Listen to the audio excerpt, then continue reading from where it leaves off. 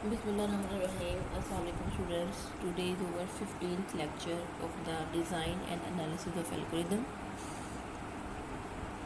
In this lecture we discuss about the topic of matrix chain multiplication.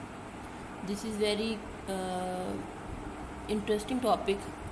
इसको ज़रा थोड़े से इंटरेस्ट के साथ और थोड़ी प्रैक्टिस के साथ अगर आप समझेंगे तो आपको बहुत अच्छा समझ आएगा, और थोड़ी सी आप इसकी प्रैक्टिस करेंगे तो आपको ये बहुत इंटरेस्टिंग कोर्स वो टॉपिक लगेगा।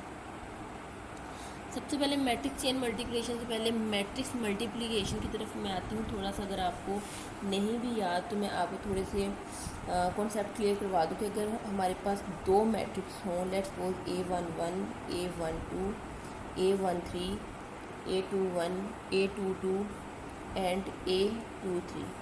This one and another one is B11 B12 B21 B22 B31 and B32. Let's go, these are two matrix. अब हमने इनको अगर मल्टीप्लाई करना है तो सबसे पहले हम क्या करेंगे, अगर एक क्रॉस मल्टीप्लाई है, दिस वन इज़ 2 क्रॉस 3, इसकी डायमेंशन क्या है 2 क्रॉस 3 यानी 2 rows and 3 column, and this one is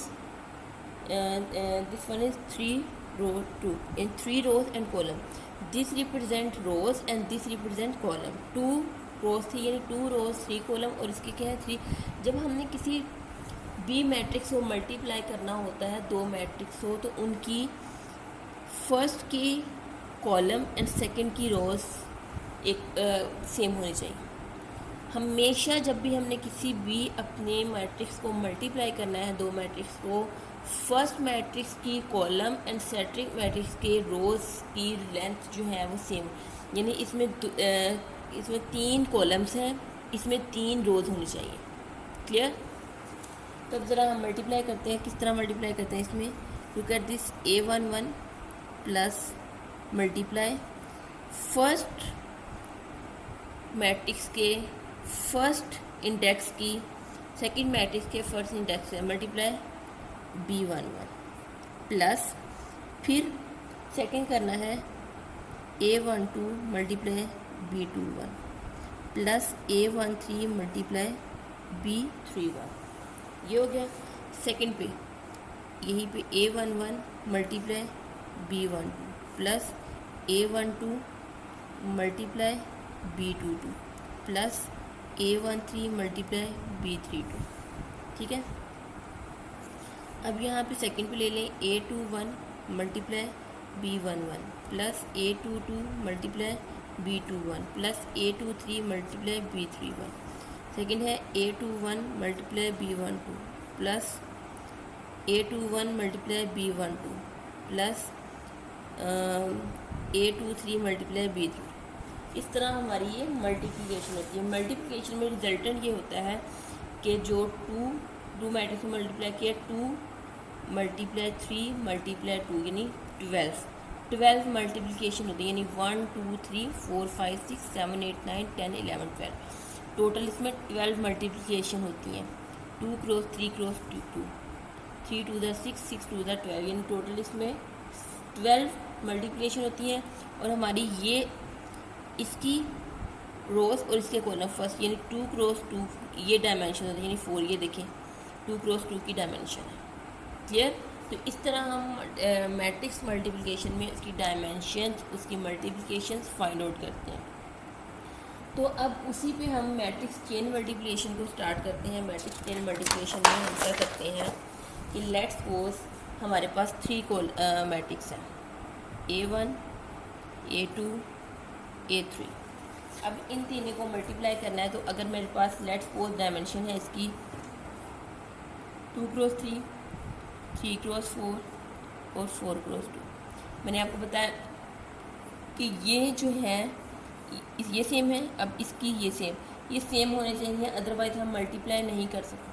अब 2 को तो हमने सिंपली मल्टीप्लाई कर लिया था, वो तो हमारे लिए इतना डिफ़िकल्ट नहीं था, लेकिन 3 को मल्टीप्लाई करने के लिए ये चीज़ या तो हम इन दोनों को मल्टीप्लाई करके रिजल्टेंट इसमें से मल्टीप्लाई कर सकते हैं, या हम इन दोनों को मल्टीप्लाई करके इसका रिजल्टेंट इससे मल्टीप्लाई कर सकते हैं।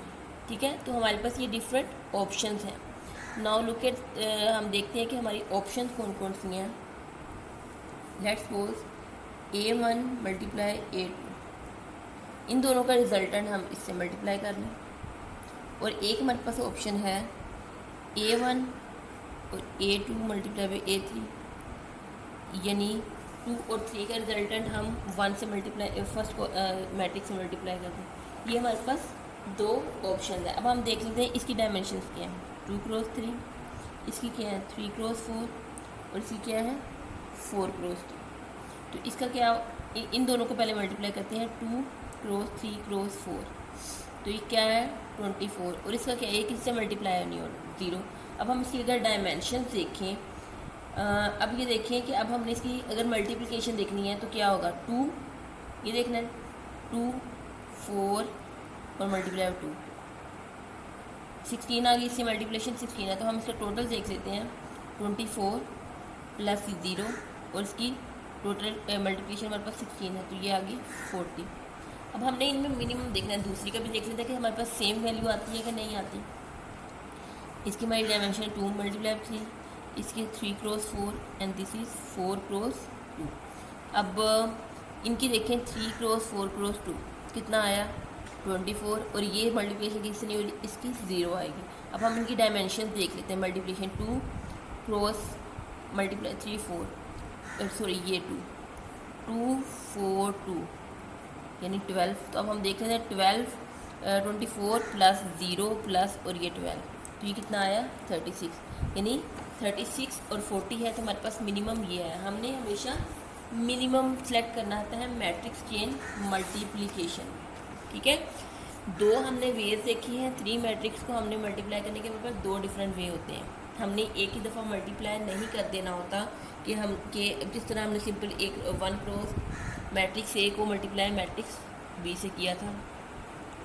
अगर हमारे पास 3 मैट्रिक्स आ जाते हैं तो हमने देखना होता है उसमें कि हमने किन वेज में हम मल्टीप्लाई कर सकते हैं, और उन वेज में जो हमारे पास मिनिमम रिजल्टेंट होता है वो हमने इसको सिलेक्ट करना होता है, उसको हमने चूज़ करना होता है। क्लियर।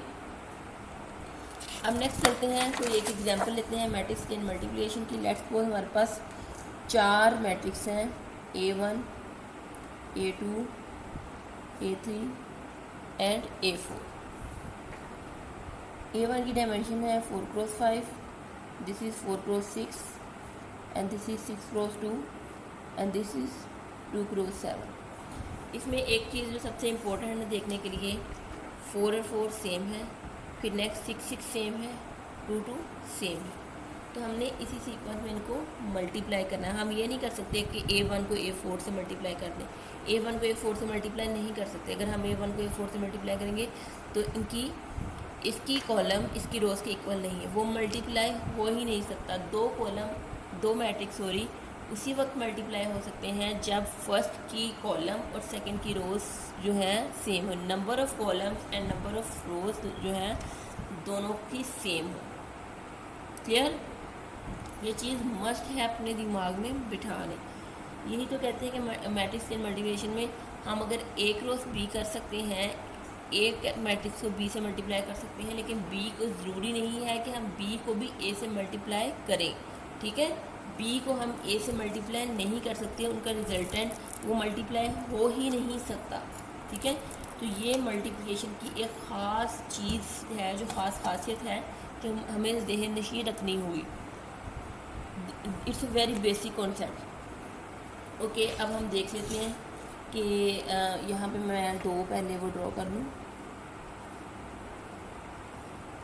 दिस इज रिजल्टेंट 4 है तो 4 बनाऊँगी, 1 2 कॉलम भी 1 2, ठीक है, 1 2 3 एंड 4, 1 2 3 एंड 4, ठीक है। सबसे पहले तो अगर मैं देखूं कि M1 यानी इसमें क्या है A1 मल्टीप्लाई A1, यानी A1 1 है ना, तो A1 से मल्टीप्लाई है। A1 जो कि क्या होगा 0 होगा, उसके बाद m ऑफ 2 देखो, यानी अपने आप से ही ये मल्टीप्लाई होगा तो क्या होगा 0, ठीक है।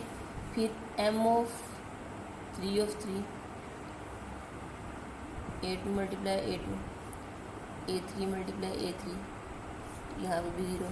फिर m ऑफ 4, जिसमें क्या है a4 मल्टीप्लाई a4, यानी 0 आ गया। क्लियर, ये हमने फिल कर लिया। अब हम नेक्स्ट पे चलते हैं। m ऑफ 1, 2, यानी 1, 2, यहाँ पे ये 1 है और ये कोमा है 2, 1, 2, यानी a matrix a multiply matrix 2। a की क्या है डायमेंशंस 5x4 और a2 की क्या है 4x6, ठीक है। तो अब हम इसकी मल्टीप्लाई अगर देखें, ये हमारे पास कॉमन है। आई थिंक मुझे एक और पेंसिल रखनी चाहिए थी जिससे मैं आपको मार्क कर सकती, लेकिन चलें अब इसी से चलते हैं। 5x4x6, तो ये हमारे पास क्या आया 120। तो आई पुट ऑन दिस 120। इसके साथ ही मैं एक और टेबल ड्रॉ करूँगी 4x4 का ही, 2 3 4 1 2 1 2 3 4 and 1 2 3 and 4, ओके।